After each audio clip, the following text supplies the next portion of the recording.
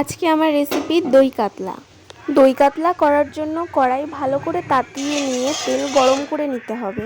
এরপর আগে থেকে নুন হলুদ মাখিয়ে রাখা কাতলা মাছগুলোকে হালকা করে ভেজে নিতে হবে। আমি সাদা তেল দিয়েই মাছগুলো ভেজেছি। আমার মাছগুলো ভাজা হয়ে গেছে।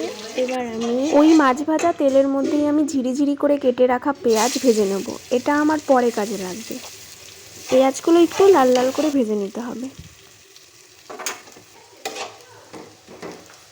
ওই তেলের মধ্যেই আমি আরেকটু তেল মিশিয়ে আমি গোটা গরম মশলা ও শুকনো লঙ্কা একটু ফ্রাই করে নেব।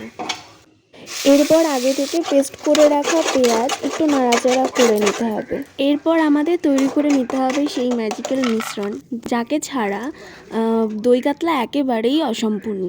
মিশ্রণটি তৈরি করতে লাগবে চালমগজ, কাজু বাদাম, পোস্ত আর গন্ধের জন্য হালকা মৌরি। সব কিছু ভালো করে নেড়ে চেড়ে আমি একটু কষিয়ে নেব।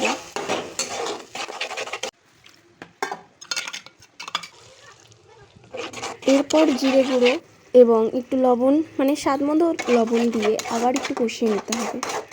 তারপর কিছুটা টক দই দিয়ে আবার নেড়ে চেড়ে নিতে হবে।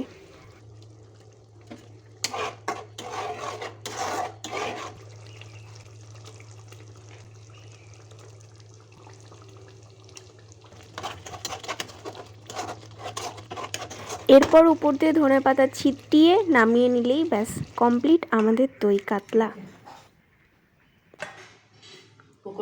ওখানে নিয়ে যায়।